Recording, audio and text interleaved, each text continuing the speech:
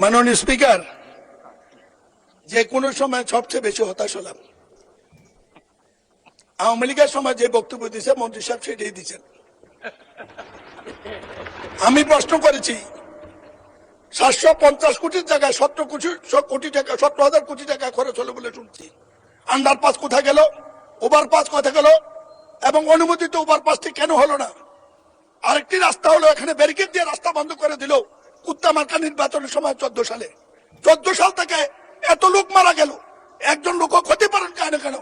মন্ত্রী মহোদয় বলছেন ওভারপাস হবে, এক্সপ্রেস হয়ে হবে, এই রবীন্দ্রসঙ্গীত বহু শুনেছি। মানুষ আমাদেরকে শান্তি মনে মরতে দেন। উনার প্রত্যেকটি কথা সরকার সচিবরা যা বলে দিচ্ছে, ওই যারা টাকা লুণ্ঠন করেছে তারা শিখিয়ে দিয়েছে। আসসালামু আলাইকুম, সবাইকে স্বাগতম। দেখুন, কুমিল্লা 6 আসন থেকে নির্বাচিত মাননীয় সংসদ সদস্য মনিরুল হক চৌধুরী এই বয়সে এসেও তার দলেরই বর্তমান তার দল ক্ষমতায় আছে, কিন্তু তার দলেরই একজন মন্ত্রী সড়ক পরিবহন মন্ত্রীকে কঠিন প্রশ্ন জর্জরিত করছেন।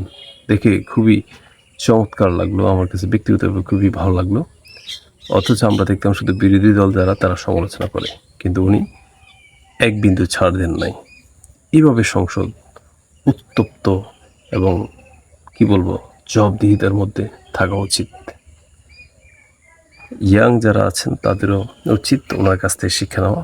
উনি কিন্তু সরাসরি কথাগুলো বলছেন। একদম ত্রয়োদশ জাতীয় সংসদ নির্বাচন হওয়ার পর যখন থেকে অধিবেশন শুরু হয়েছে তখন থেকে ওনার মোটামুটি সংসদে ওনার কথাবার্তাগুলো ব্যক্তিগতভাবে আমার ভালো লাগছে।